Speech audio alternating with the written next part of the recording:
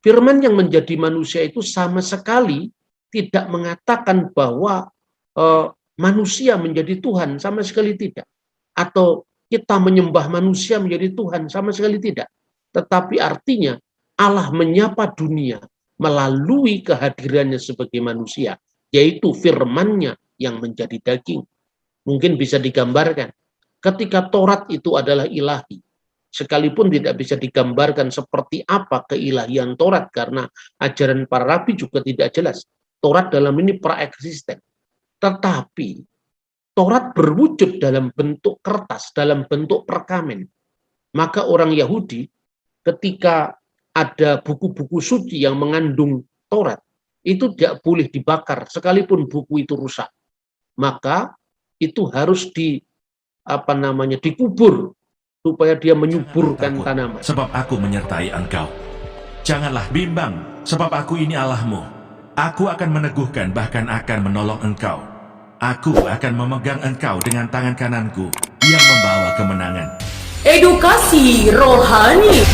Tafsiran kitab suci dari masa yang paling kuno, dan kemudian kita akan membandingkan dengan tafsiran-tafsiran modern, baik dari kalangan Yahudi dan kalangan Kristen, karena memang keduanya berakar, bersumber pada kitab suci yang sama sekalipun berbeda dalam interpretasinya.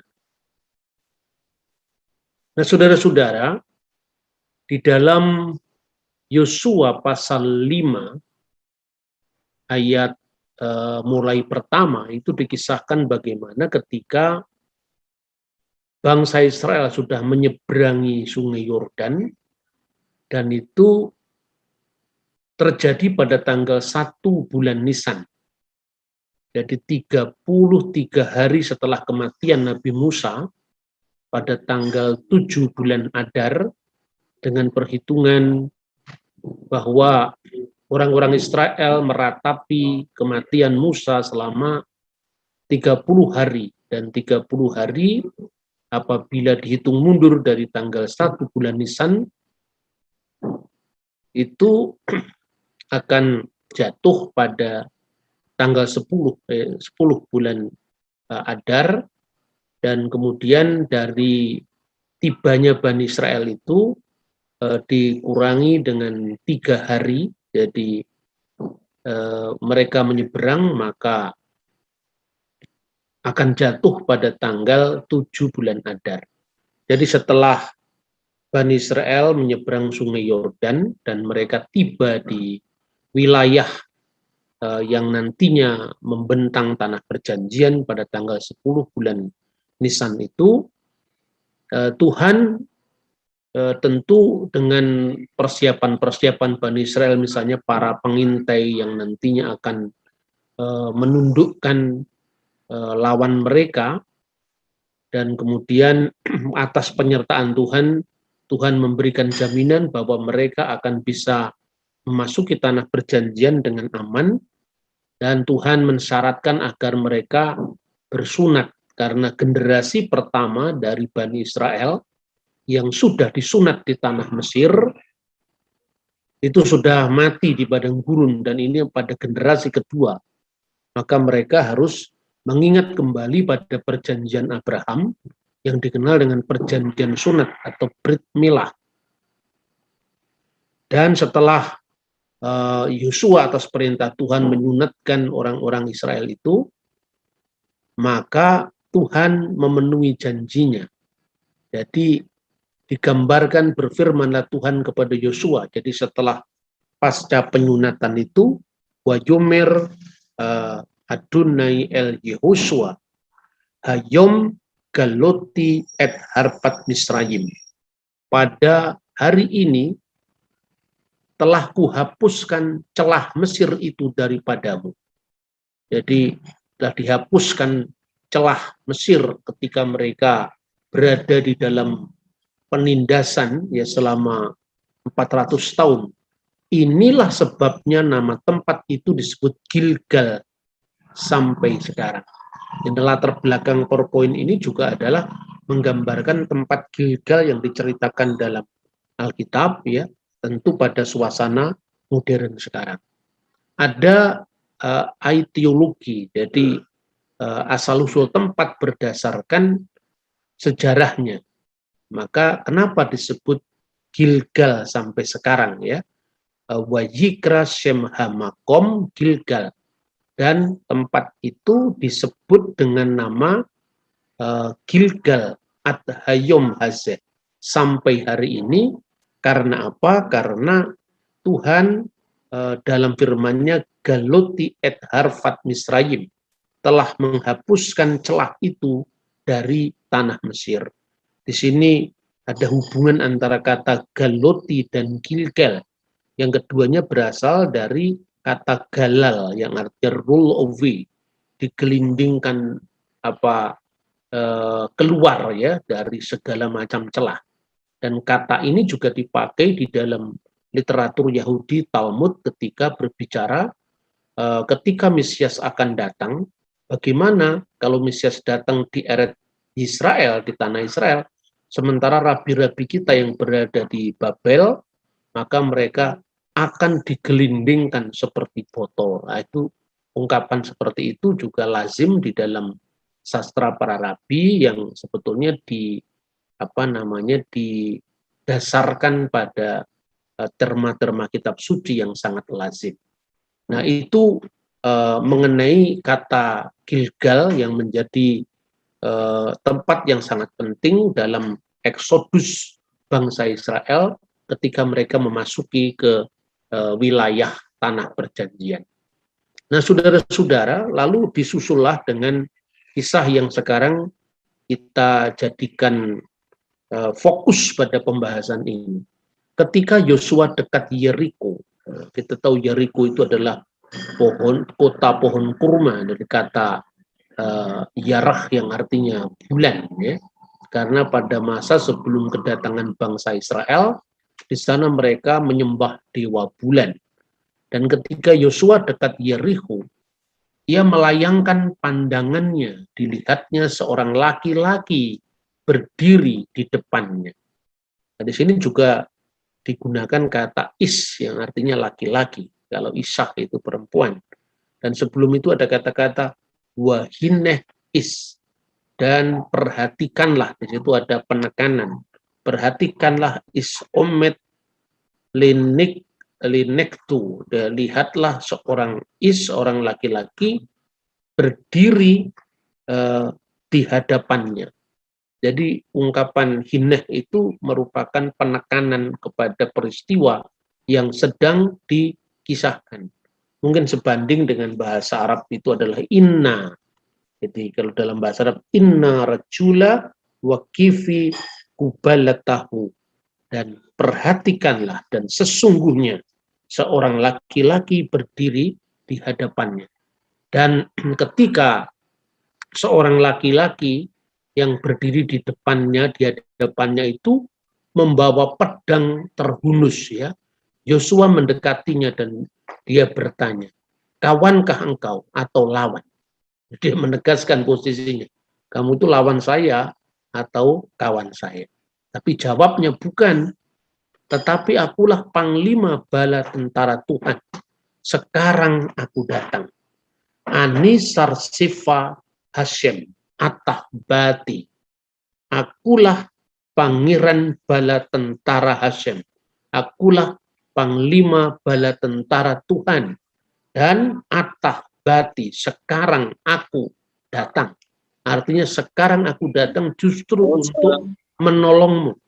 Justru untuk membantu Bani Israel melakukan eksodus atau penyeberangan dari tanah Mesir yang waktu itu sudah mencapai perbatasan, ya, Yordan, dan kemudian masuk ke tanah perjanjian. Nah, saudara-saudara, kemudian sujudlah Yosua dengan mukanya ke tanah dan berkata, apakah yang akan dikatakan Tuanku kepada hambanya ini? Nah, ini menarik, makanya siapakah sebenarnya yang disebut sebagai Sarsifa Hashem atau yang dikenal dengan pangeran bala tentara Tuhan, ya, panglima atau pangeran bala tentara Tuhan ini siapa sebetulnya?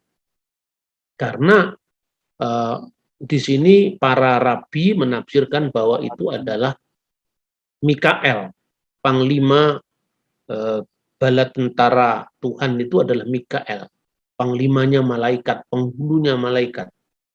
Tetapi yang menarik bahwa ada dua fakta yang perlu dicatat di sini, bahwa malaikat ini menerima penyembahan Yosua. Dan tidak lazim seorang malaikat itu menerima penyembahan seorang ciptaan. Dan itu sesama ciptaan.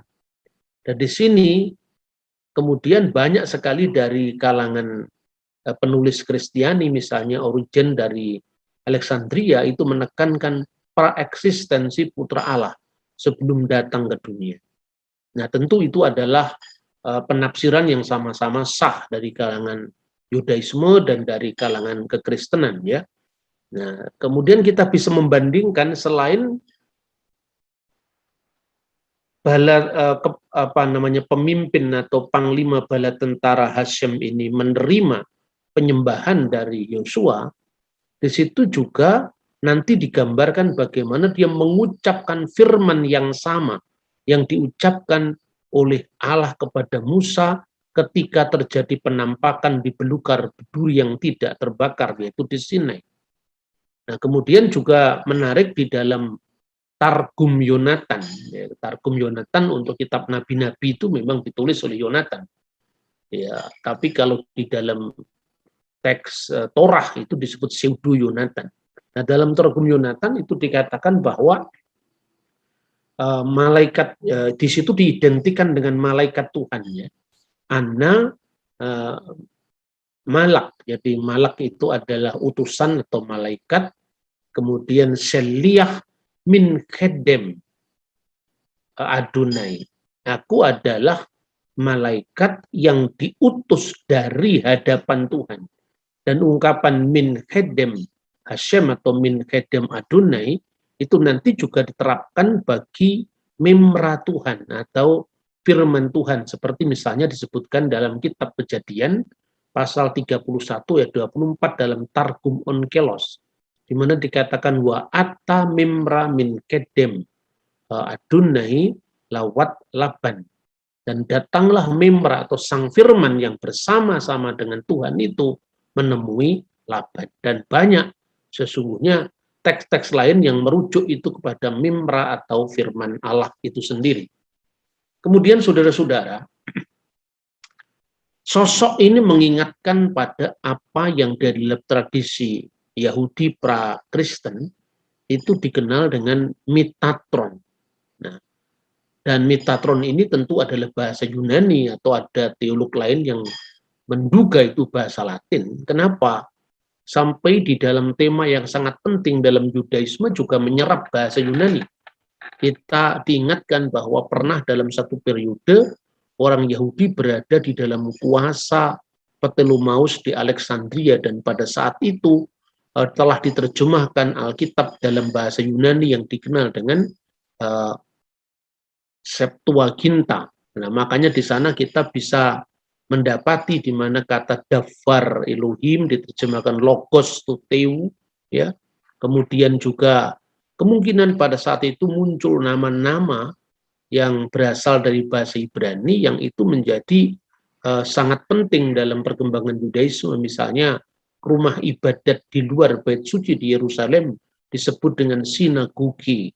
Kemudian Elohim diterjemahkan dengan Theos, Sabda diterjemahkan dengan Logos, dan juga Metatron. Metatron itu adalah sosok yang sangat penting yang di dalam Alkitab, ya, di dalam kitab Taurat itu disebutkan bahwa sebab namaku ada di dalam dia. Dan sosok ini diidentikan dengan malak Lepanika, seorang malaikat yang berjalan di depanmu, yang memimpin eksodus Bani Israel dari Mesir menuju ke tanah perjanjian. Oleh karena itu ketika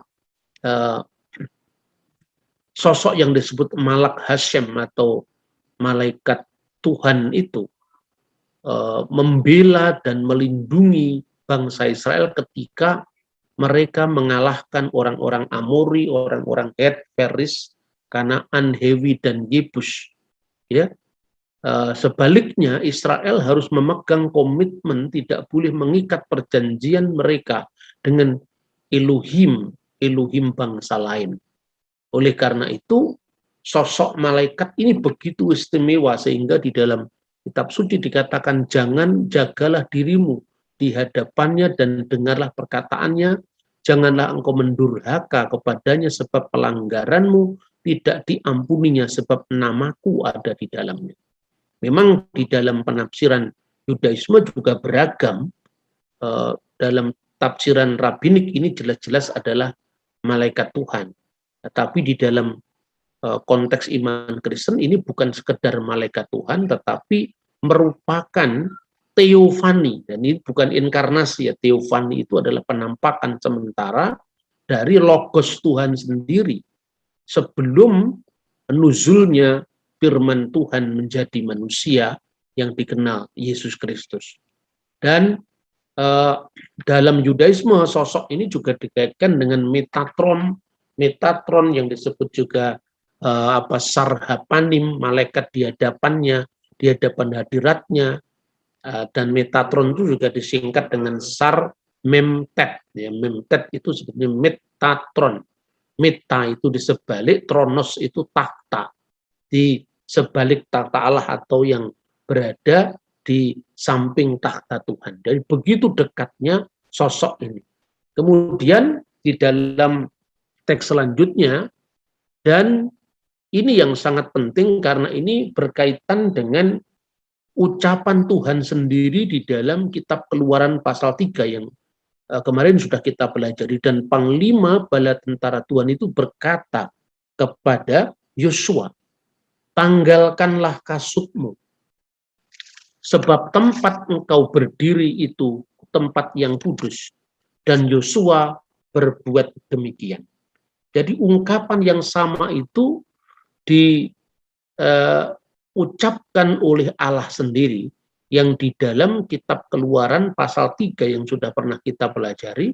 Di situ penampakan pertama dikisahkan dalam kitab Keluaran pasal 3 itu adalah Malak Adonai atau Malak Hashem atau malaikat Tuhan. Tetapi malaikat Tuhan itu menerima sapaan Musa, ya Allah. Menerima sapaan atau panggilan Musa, ya Allah. Dan kemudian sosok yang sama dengan apa yang diidentikan dengan Tuhan sendiri di dalam kitab Keluaran pasal 3 ayat 4 ya, diidentikan dengan Elohim dan diidentikan dengan Hashem atau dengan Adonai.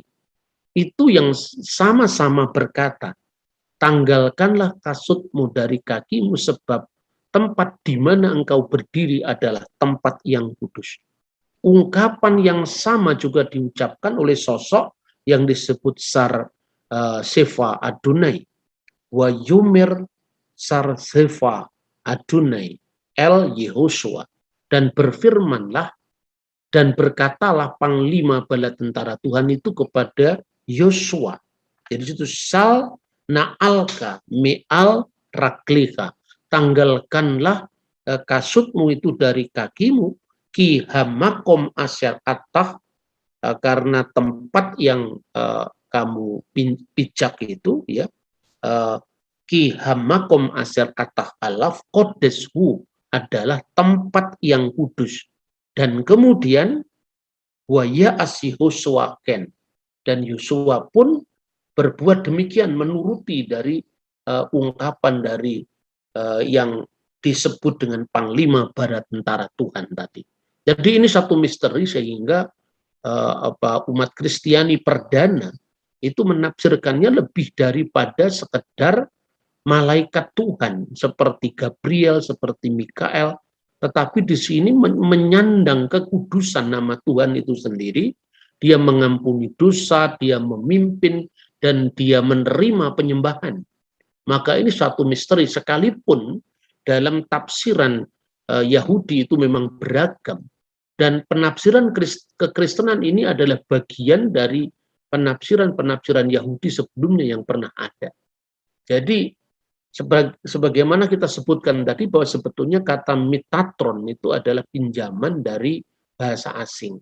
Itu menunjukkan bahwa ada satu waktu di mana Yudaisme tidak pernah alergi dengan bahasa asing, bahasa Yunani, bahasa Latin, tetapi yang tidak bisa dikompromikan adalah penyembahan kepada ilah-ilah asing yang dikenal dengan Abudat Zara.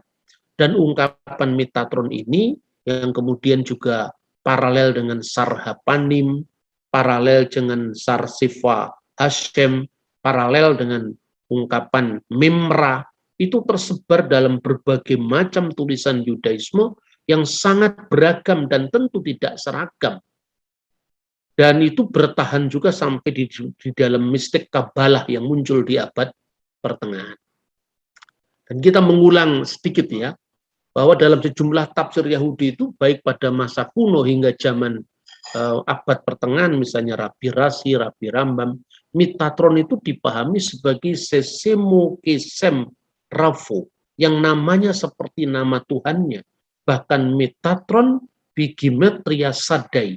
Metatron itu secara gamatria, secara hitungan huruf ya, yang mencerminkan makna angka, itu setara dengan angka sadai, yaitu Tuhan yang Maha Kuasa.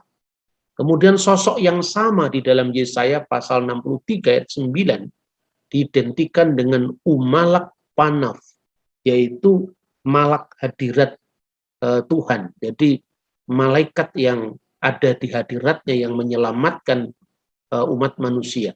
Dan inilah satu-satunya ayat dalam Alkitab yang menyebut khusus posisi malaikat yang sering diidentikan dengan Tuhan sendiri. Dan tentu di sini maknanya bukan malaikat itu dijadikan Tuhan atau Tuhan jadi malaikat, tidak seperti itu. Jadi seperti Tuhan berteofani di alam semesta. Misalnya Tuhan menampakkan diri dalam wujud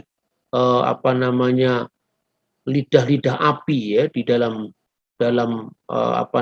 fenomena ketika Tuhan menurunkan 10 perintah Tuhan. Tentu lidah-lidah api itu bukan Tuhan ya. Kilat bersabung yang menyambar-nyambar ketika Musa menerima Asyeret Hadivarim, tentu itu bukan Tuhan, tetapi fenomenanya yang tampak pada fenomena alam. Ketika di dalam perjanjian baru Roh Kudus menampakkan diri dalam bentuk burung merpati, bukan berarti burung merpati adalah roh Tuhan. Begitu juga ketika peristiwa Pentakosta, Roh Kudus tampak dalam lidah-lidah api, bukan berarti lidah-lidah api adalah Tuhan. Jadi itu adalah penampakan Tuhan. Tetapi secara khusus ada posisi sang penyelamat di situ, yaitu aktivitas daripada firman Tuhan sebagai persona kedua dari Tritunggal Maha Kudus, itu muncul di sana. Nah, oleh karena itu, saudara-saudara, kita perlu membandingkan juga bagaimana dengan malak Adonai ini dalam tafsir Yahudi. Misalnya tafsir dari Midrash Wayikrah Rabbah ya. Dalam tafsir ini sebetulnya ya itu harus dibaca juga, artinya kita jangan hanya memutlakkan apa yang kita percaya, tapi tentu kepercayaan itu atau keyakinan itu harus di cross check, dibandingkan, disejajarkan dengan keyakinan orang lain, agar kalaupun kita memilih satu penafsiran, dan penafsiran itu benar-benar bukan hanya dimutlakkan karena saya yang paling benar, karena saya yang paling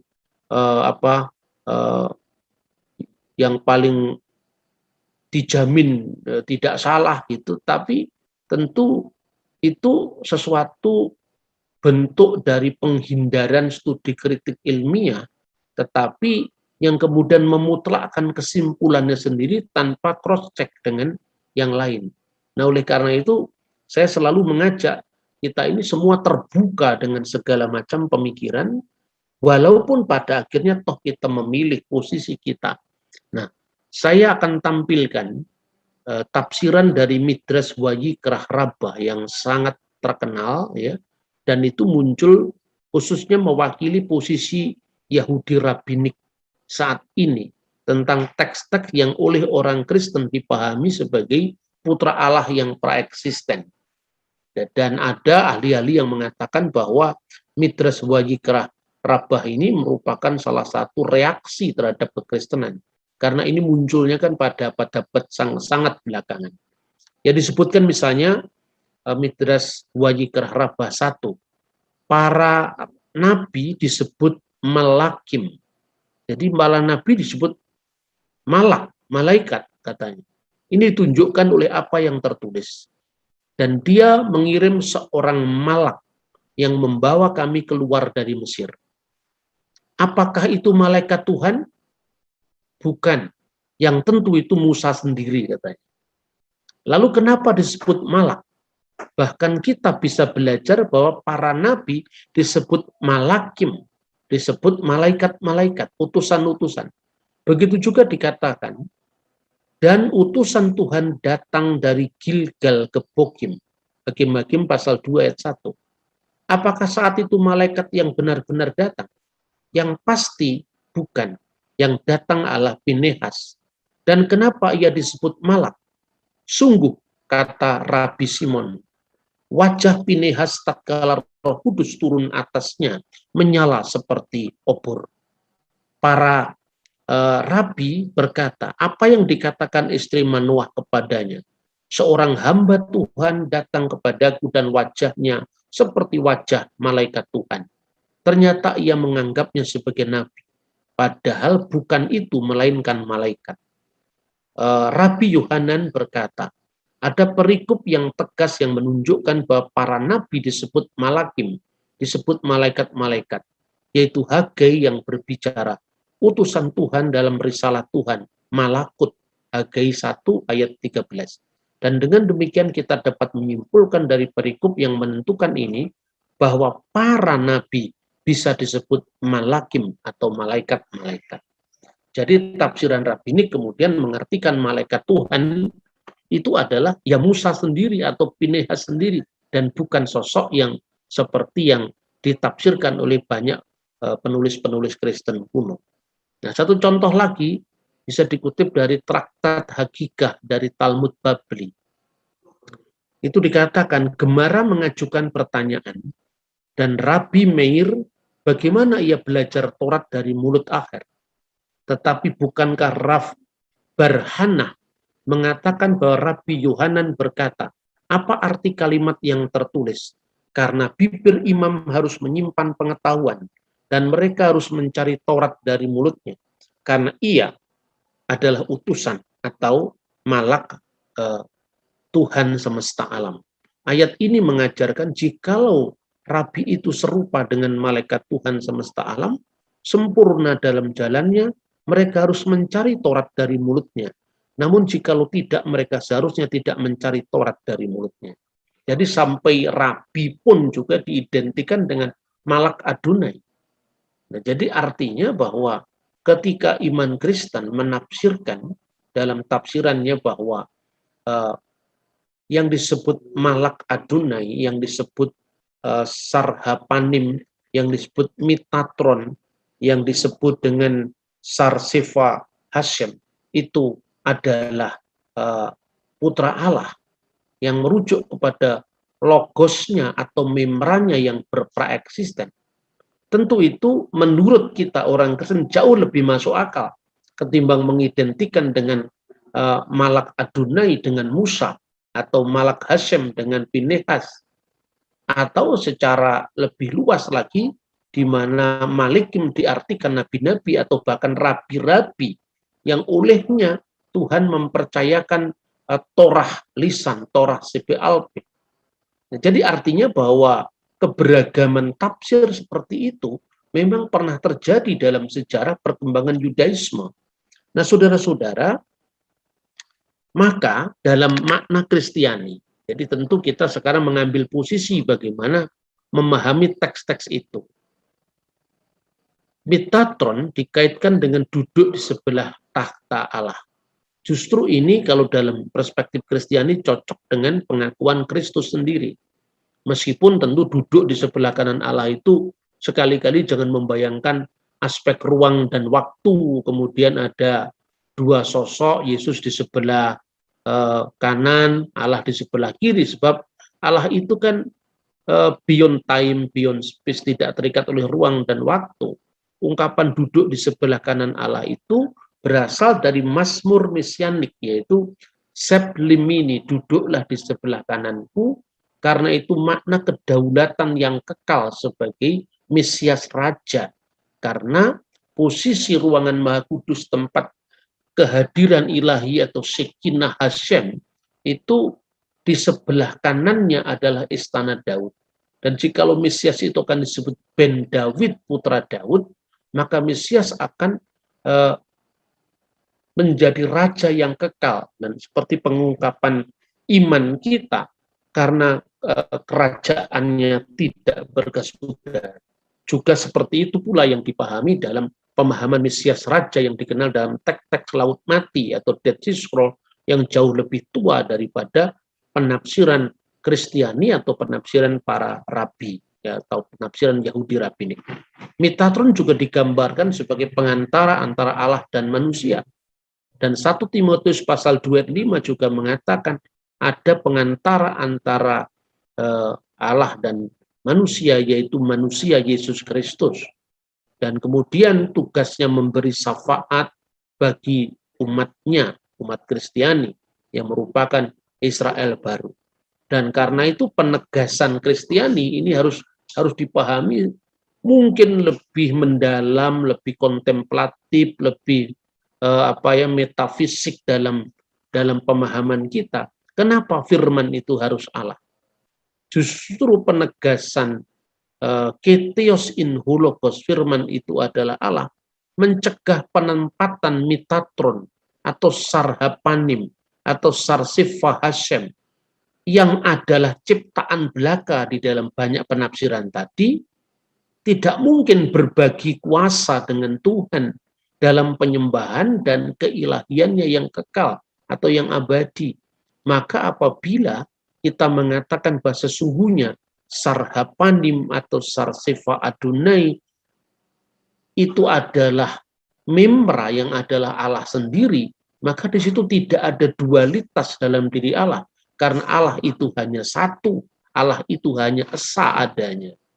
Nah, saudara-saudara, saya akan bisa membandingkan ini dengan sangat jelas bagaimana teks-teks tentang Malak Adonai atau malaikat Tuhan tadi dengan apa yang dipahami di dalam iman Kristen, tapi juga dilacak dari perkembangan tafsir Yudaisme dari zaman ke zaman, dan kita tidak perlu harus mengutuk orang lain yang berbeda dengan kita, tetapi kita bisa melacak perkembangan itu dan kemudian kita bisa menentukan posisi kita orang Kristiani.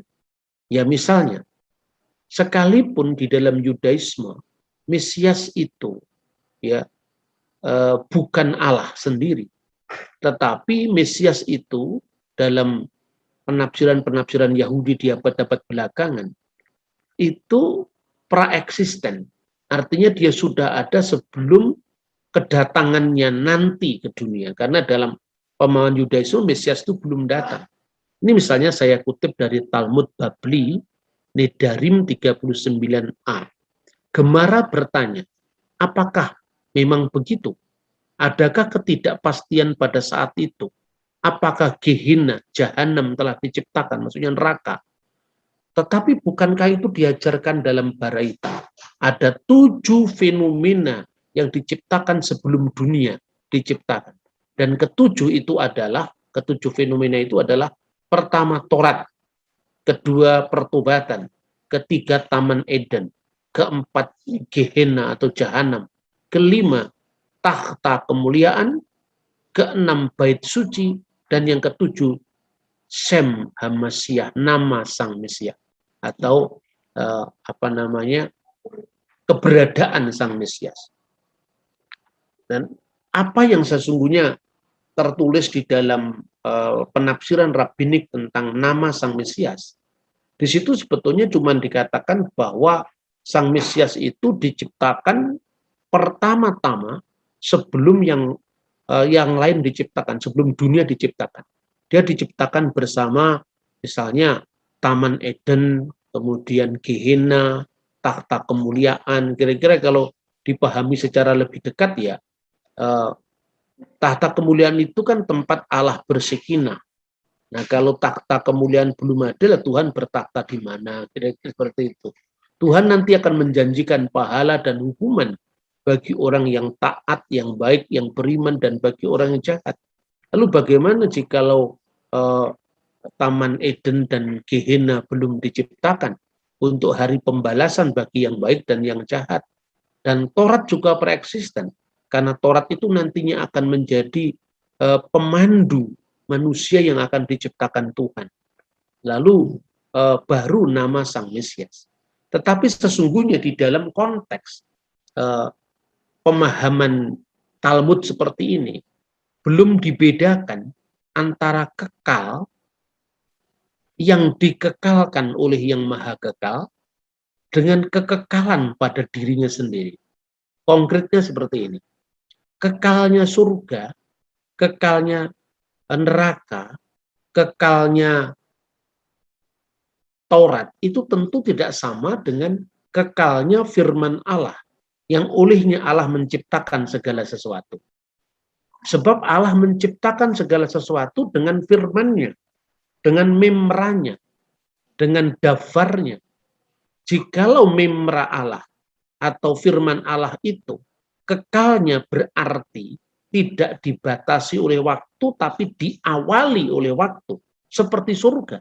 Maka pernah ada waktu di mana Allah tidak bisa berfirman. Kan seperti itu. Jadi kekalnya firman Allah itu beda dengan kekalnya surga. Karena surga itu pernah tidak ada. Lalu Tuhan menciptakan dari tidak ada menjadi ada. Tetapi kalau kekalnya firman Tuhan, berarti sama kekal dengan wujudnya Tuhan. Kalau kekalnya roh Tuhan, sama kekal dengan wujud yang memiliki roh tadi. Maka kekalnya firman itu tidak sama dengan kekalnya surga. Karena kalau kekalnya surga diawali oleh waktu, tapi tidak diakhiri oleh waktu. Siapa yang tidak hendak mengakhirinya, ya dia yang bermaksud agar surga itu ada untuk selamanya, yaitu Tuhan. Siapa yang menghendaki Taurat itu kekal? Ya Tuhan sendiri yang menghendaki bahwa Taurat itu akan menjadi petunjuk bagi selama-lamanya. Tetapi pernah ada waktu di mana bait suci belum ada. Pernah ada waktu di mana Gehenna belum ada. Pernah ada waktu di mana Taman Eden belum ada. Tetapi tidak pernah ada waktu di mana firman Allah pernah tidak ada.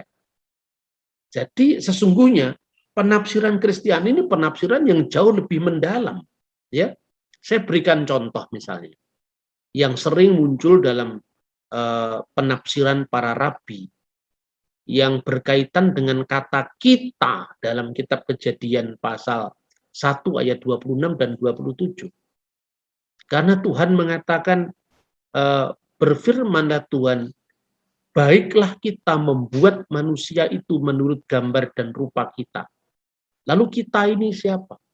Ketika para bapak gereja mengartikan itu sebagai Tritunggal, maka banyak orang-orang Yahudi yang menertawakan itu. Dan itu juga yang menjadi perdebatan gereja-gereja awal dengan Yudaisme, seperti misalnya terekam dalam tulisan Justin Martyr dengan dialognya dengan seorang Yahudi yang namanya Trypho misalnya. Nah, tetapi sesungguhnya apa yang dipikirkan oleh para bapak gereja, para apologet Kristen awal itu justru mencoba untuk menjawab misteri Tuhan sebelum ada ruang, sebelum ada waktu. Ya. Jadi kira-kira seperti ini. Kalau secara tata bahasa sudah berkali-kali saya mengatakan, tafsiran rabbinik itu tidak salah. Tahun 2003 ketika saya menulis buku yang berjudul Menyongsong Sang Ratu Adil, dalam salah satu bab itu saya catatkan kaki menyebutkan tentang tafsiran rabbinik ini. Dan itu saya tertarik dengan tafsiran seperti itu. Nah, tetapi tidak dalam posisi saya menyalahkan tafsiran rabbinik, tetapi iman gereja justru memperdalam tafsiran itu. Misalnya, secara gramatika, tuduhan-tuduhan orang Kristen terhadap saudaranya Yahudi. Bahwa orang Yahudi mungkin telah menempatkan makhluk sebagai pencipta bersama Tuhan. Itu ditepis oleh para rabi. Tidak. Karena kata kita itu dikaitkan dengan sidang ilahi. Di mana pada ayat 26 di sana tidak ada aktivitas mencipta. Tidak digunakan kata bara. Tetapi digunakan kata asa. Yaitu na'aseh. Marilah kita membuat. Ya, membuat Adam itu menurut gambar dan rupa kita. Baru pada ayat 27 itu yang ditekankan bahwa aktivitas penciptaan itu hanya dilakukan oleh Allah sendiri. Makanya digunakan kata bara. Nah, tetapi tafsiran rabbinik yang mengatakan bahwa Tuhan berbicara dengan siapa? Dengan sidang ilahi, yaitu dengan para malaikatnya. Lalu untuk menggambarkan bagaimana iman Kristen lebih dalam memahami makna ini, bahwa orang Kristen memahami kata kita itu adalah relasi-relasi kekal di dalam ketritunggalan Allah sendiri. Jadi Allah berbicara dengan sabdanya sendiri, yaitu dengan memranya, dan juga Allah berbicara dengan rohnya sendiri. Jadi ada dialog yang sangat dinamis di dalam diri Allah sebelum ada ruang, sebelum ada waktu, sebelum ada ciptaan, bahkan sebelum ada malaikat. Maka boleh diandai-andaikan begini. Ketika Tuhan mau menciptakan alam semesta, waktu itu malaikat sudah diciptakan. Makanya bisa masuk akal juga ketika Tuhan berkata, marilah kita membuat, digunakan kata asa, na'aseh, marilah kita membuat. Yang diajak bicara itu adalah malaikat. Karena diandaikan malaikat sudah diciptakan. Tapi pertanyaannya, waktu malaikat belum diciptakan, bumi belum diciptakan, jadi bumi belum diciptakan waktu Tuhan menciptakan malaikat, pertanyaannya. Lalu kita di situ berlaku untuk siapa? Oh, malaikatnya belum ada, sidang ilahi belum digelar. Lalu Tuhan berfirman kepada siapa? Lebih masuk akal kalau Tuhan berfirman pada dirinya sendiri. Yang di dalam dirinya itu ada firman-Nya dan ada rohnya.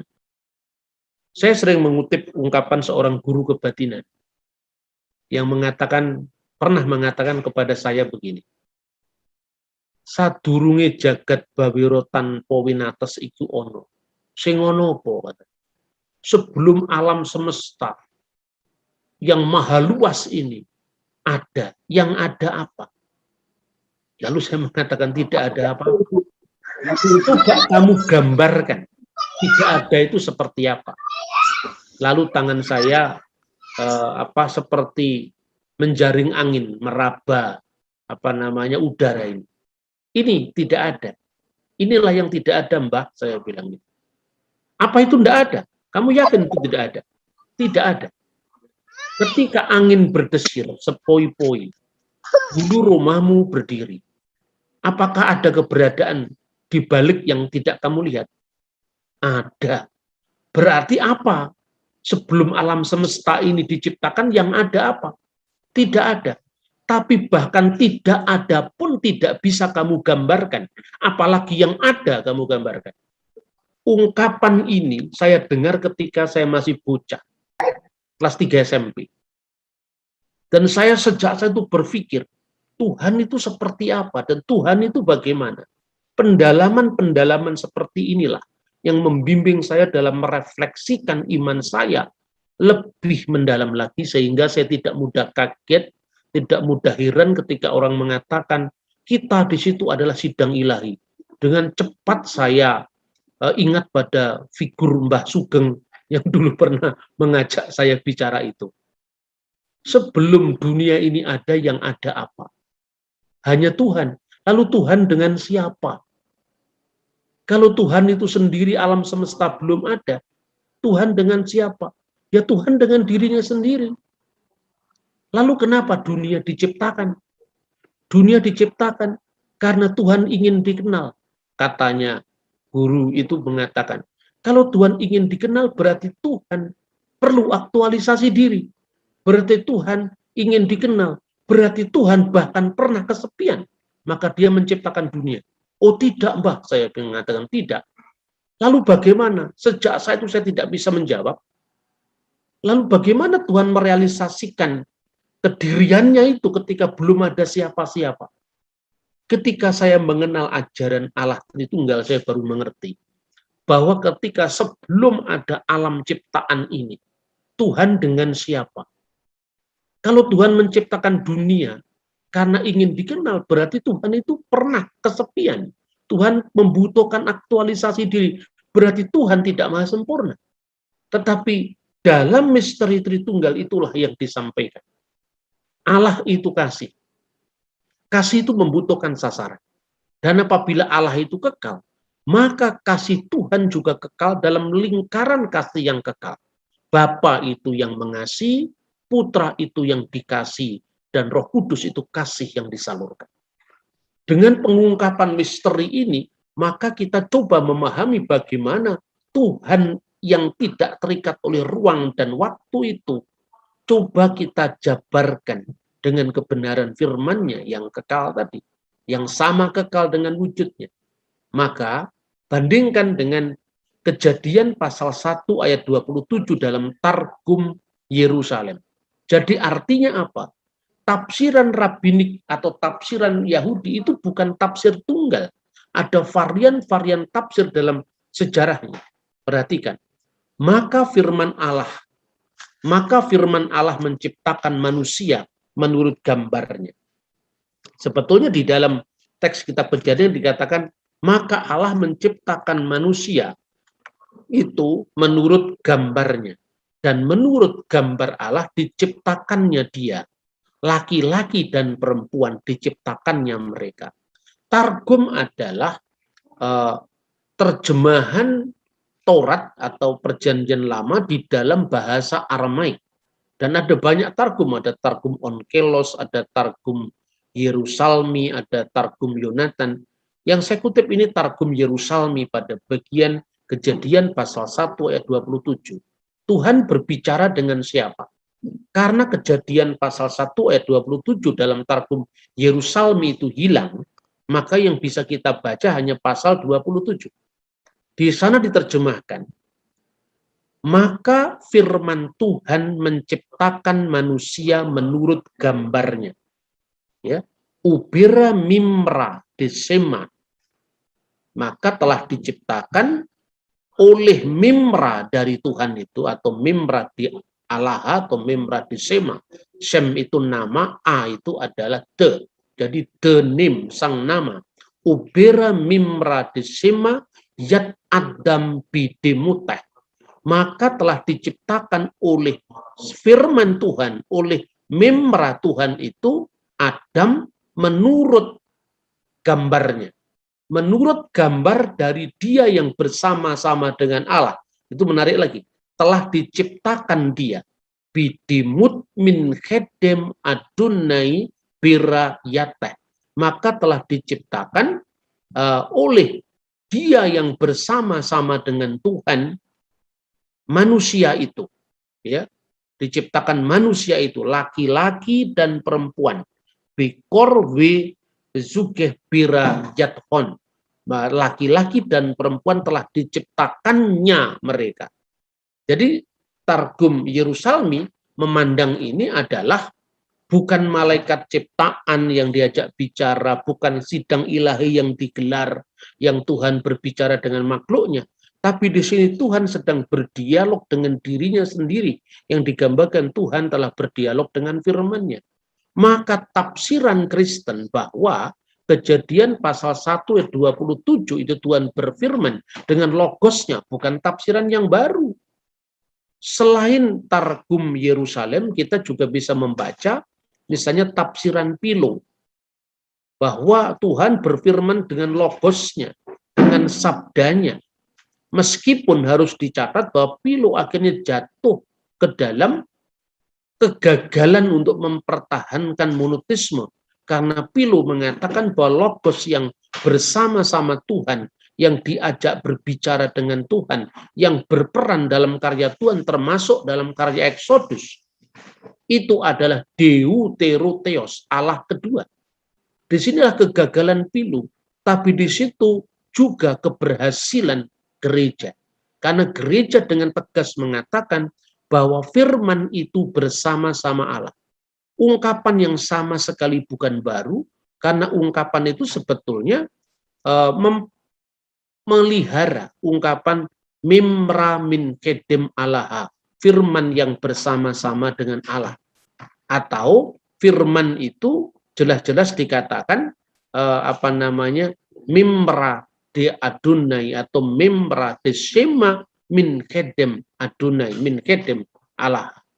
Jadi ungkapan firman bersama-sama dengan Allah itu meneruskan ungkapan targum, ungkapan Aramaik yang menunjukkan bahwa firman itu bersama-sama dengan Allah. Mimra min kedem Adonai, mimra yang bersama-sama dengan Allah.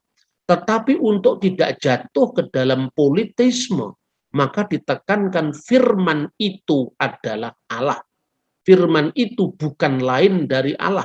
Firman itu bukan Allah kedua, tapi firman itu sendiri adalah Allah.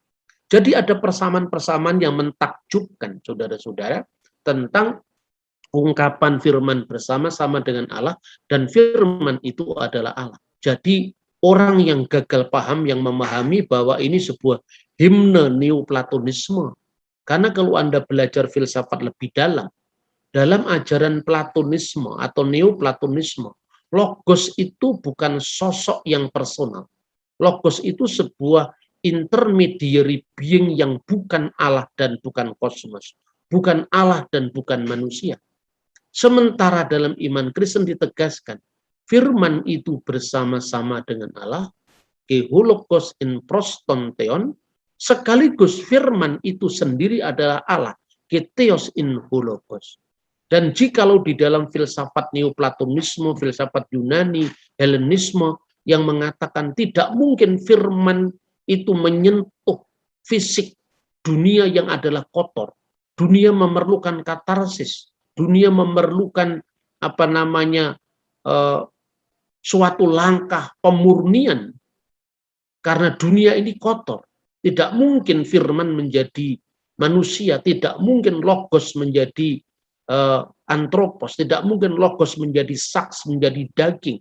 Tetapi justru Alkitab menegaskan, bertolak belakang dengan filsafat Yunani, bahwa kehologos in proston theon, ketheos in hologos. Firman yang bersama-sama dengan Allah dan firman yang adalah Allah itu, kehologos saks egeneto. Firman itu telah menjadi manusia. Nah, inilah arah daripada apa yang kita pelajari tentang yang dikenal dengan Sarsifa Adonai, atau yang dikenal dengan Panglima Bala Tentara Tuhan, yang tidak lain dalam iman Kristen itu dipahami sebagai putra Allah atau mimra Allah yang praeksisten sebelum kedatangannya ke dunia. Tentu ketika firman menjadi manusia, ada wujud fisiknya. Dan wujud fisik itu bisa dibedakan dengan Allah yang tidak bisa dilihat, Allah yang tidak bisa dipotret, Allah yang tidak bisa digambar. Maka dalam Alkitab dikatakan, tidak seorang pun pernah melihat Allah, tetapi anak tunggal yang ada di pangkuan Bapa, dialah yang menyatakannya. Jadi Allah dalam wujudnya yang kekal, tidak seorang pun bisa melihat, tidak seorang pun bisa menggambarnya dalam bentuk ikon, tidak seorang pun bisa melukiskannya seperti Allah itu apa, karena dia bertakhta di atas terang yang tak terhampiri. Tetapi karena kedalaman misterinya yang tidak tersentuh oleh manusia, oleh panca indera itu, maka Allah berkenan hadir melalui firman-Nya menyapa ciptaan. Dan itulah yang dikenal dengan Natal, yaitu kelahiran Sang Firman yang menjadi manusia. Firman yang menjadi manusia itu sama sekali tidak mengatakan bahwa manusia menjadi Tuhan, sama sekali tidak. Atau kita menyembah manusia menjadi Tuhan, sama sekali tidak. Tetapi artinya Allah menyapa dunia melalui kehadirannya sebagai manusia, yaitu firman-Nya yang menjadi daging. Mungkin bisa digambarkan, ketika Taurat itu adalah ilahi, sekalipun tidak bisa digambarkan seperti apa keilahian Taurat, karena ajaran para rabi juga tidak jelas. Taurat dalam ini praeksisten. Tetapi Taurat berwujud dalam bentuk kertas, dalam bentuk perkamen. Maka orang Yahudi ketika ada buku-buku suci yang mengandung Taurat, itu tidak boleh dibakar sekalipun buku itu rusak.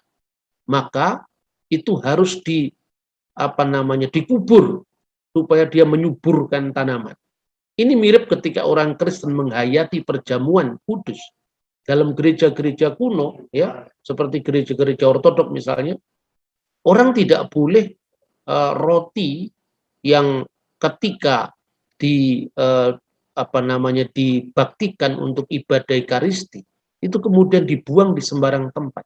Tetapi dia tidak boleh dibuang di sembarang tempat. Air tempat di mana itu untuk perjamuan suci juga tidak boleh dibuang di sembarang tempat. Kalau bisa dibuang ke tanaman misalnya.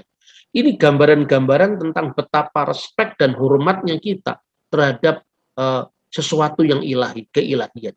Dan bagaimana ungkapan misalnya tempat di mana kamu berdiri adalah tempat yang kudus. Di dalam setiap Ekaristi, kalau dalam tradisi Timur, ketika kita mau menerima tubuh dan darah Kristus, kita harus melepas sepatu kita. Ya, seperti itu gambaran tentang bagaimana meneruskan tradisi kuno yang digambarkan karena kedalaman penghayatan kita tentang misteri Tuhan. Jadi kekristenan tidak menyembah manusia. Kekristenan menyembah Allah yang menyatakan dirinya melalui Yesus Kristus, firman menjadi daging. Sebagaimana firman itu bisa menjadi buku di dalam keyakinan agama lain. Kalau di situ ada dua aspek, di mana kertasnya itu bisa rusak, kertasnya bisa terbakar, bukan berarti firman Allah tidak terbakar. Jadi kalau dikatakan firman Allah kok mati, nah kita juga bisa mengatakan, kenapa kalau firman menjadi buku, firman itu bisa rusak? Kan bukan berarti rusaknya firman Allah yang kekal, itu rusak pada wujud temporalnya, yaitu buku atau mushafnya kitab suci, tetapi bukan firman kekal yang terkandung di dalamnya. Begitu juga dia yang dibunuh dalam keadaannya sebagai manusia. Dia yang dilahirkan oleh anak darah Maria sebagai manusia. Dan itu yang bernama Yesus. Tetapi tidak berarti bahwa dengan ketemporalan Yesus sebagai manusia, Allah menjadi terbatas. Allah tetap tidak terbatas. Firman itu keluar dari wujud Allah tanpa meninggalkan Allah. Firman atau Memra yang dulu menjadi pemimpin bala tentara Tuhan, yang dulu berteofani sebagai malak Adonai atau malaikat Tuhan, tetapi disapa dengan Allah dan dia menerima penyembahan. Itulah yang akan kita peringati Natalnya nanti. Dan sekarang kita melewati masa-masa Advent, masa-masa penantian, kiranya Tuhan akan meneguhkan kita ke dalam iman yang benar, iman yang bisa dipertanggungjawabkan, dan iman yang bisa dikomunikasikan kepada mereka yang tidak beriman dan salah paham terhadap apa yang kita iman. Amsal pasal 29. Siapa bersih tegang leher, walaupun telah mendapat teguran, akan sekonyong-konyong diremukan tanpa dapat dipulihkan lagi. Jika orang benar bertambah, bersukacitalah rakyat. Tetapi jika orang fasik memerintah, berkeluh kesahlah rakyat. Orang yang mencintai hikmat, menggembirakan ayahnya. Tetapi siapa yang bergaul dengan pelacur, memboroskan harta. Dengan keadilan, seorang raja menegakkan negerinya. Tetapi orang yang memungut banyak pajak, meruntuhkannya. Orang yang menjilat sesamanya, membentangkan jerat di depan kakinya. Orang yang jahat terjerat oleh pelanggarannya, tetapi orang benar akan bersorak dan bersukacita. Orang benar mengetahui hak orang lemah, tetapi orang fasik tidak mengertinya. Pencemooh mengacaukan kota, tetapi orang bijak meredakan amarah. Jika orang bijak berperkara dengan orang bodoh ini mengamuk dan tertawa, sehingga tak ada ketenangan. Orang yang haus akan darah membenci orang saleh, tetapi orang yang jujur mencari keselamatannya. Orang bebal melampiaskan seluruh amarahnya, tetapi orang bijak akhirnya meredakannya. Kalau pemerintah memperhatikan kebohongan, semua pegawainya menjadi fasik. Si miskin dan si penindas bertemu, dan Tuhan membuat mata kedua orang itu bersinar. Raja yang menghakimi orang lemah dengan adil, tahtanya tetap kokoh untuk selama-lamanya. Tongkat dan teguran mendatangkan hikmat, tetapi anak yang dibiarkan mempermalukan ibunya. Jika orang fasik bertambah, bertambahlah pula pelanggaran, tetapi orang benar akan melihat keruntuhan mereka. Didiklah anakmu, maka ia akan memberikan ketentraman kepadamu dan mendatangkan sukacita kepadamu. Bila tidak ada wahyu, menjadi liarlah rakyat. Berbagailah orang yang berpegang pada hukum. Dengan kata-kata saja seorang hamba tidak dapat diajari, sebab walaupun ia mengerti, namun ia tidak mengindahkannya. Kau lihat orang yang cepat dengan kata-katanya. Harapan lebih banyak bagi orang bebal daripada bagi orang itu. Siapa memanjakan hambanya sejak muda, akhirnya menjadikan dia keras kepala. Si pemarah menimbulkan pertengkaran, dan orang yang lekas gusar banyak pelanggarannya. Keangkuhan merendahkan orang, tetapi orang yang rendah hati menerima pujian. Siapa menerima bagian dari pencuri, membenci dirinya. Didengarnya kutuk, tetapi tidak diberitahukannya. Takut kepada orang mendatangkan jerat, tetapi siapa percaya kepada Tuhan, dilindungi. Banyak orang mencari muka pada pemerintah, tetapi dari Tuhan orang menerima keadilan. Orang bodoh adalah kekejian bagi orang benar. Orang yang jujur jalannya adalah kekejian bagi orang fasik. Amsal pasal 30. Perkataan-perkataan Agur bin Yake. Perkataan Agur bin Yake dari Masa. Tutur kata orang itu, "Aku berlelah-lelah ya Allah, aku berlelah-lelah sampai habis tenagaku, sebab aku ini lebih bodoh daripada orang lain. Pengertian manusia tidak ada padaku, juga tidak kupelajari hikmat, sehingga tidak dapat kukenal yang Maha Kudus. Siapakah yang naik ke surga lalu turun? Siapakah yang telah mengumpulkan angin dalam genggamnya? Siapakah yang telah membungkus air dengan kain? Siapakah yang telah menetapkan segala ujung bumi? Siapa namanya dan siapa nama anaknya?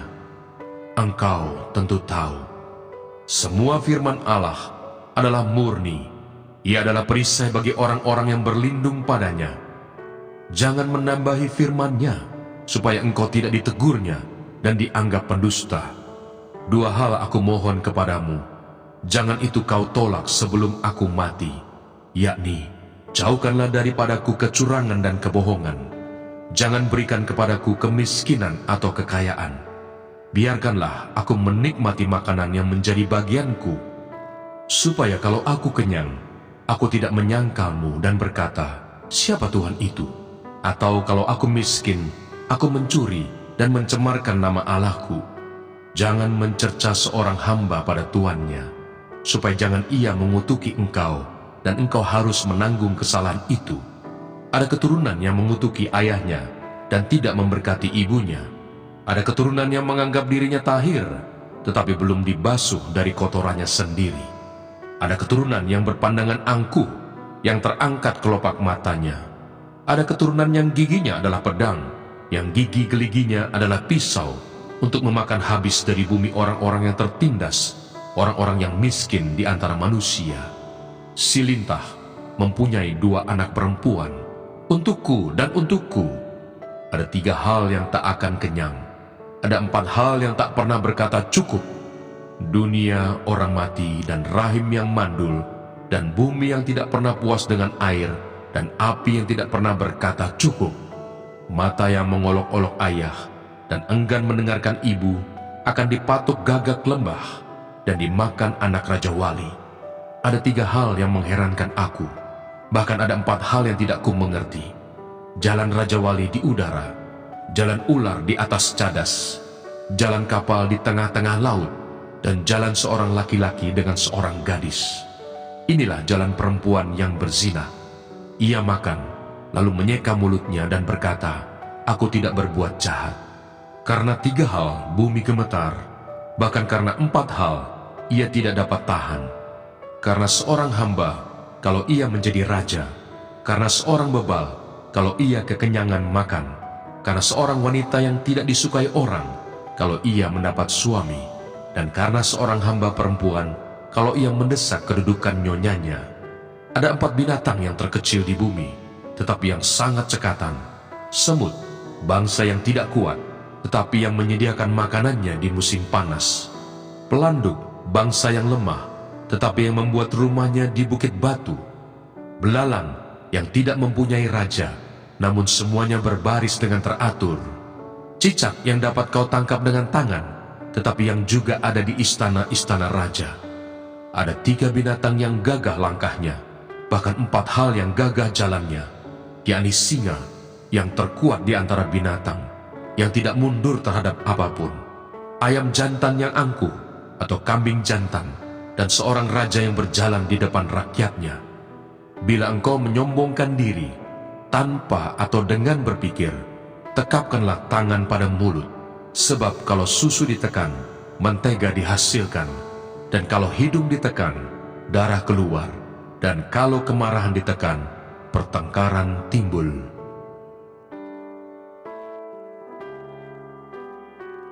Amsal pasal 31. Amsal-amsal untuk Lemuel dari ibunya.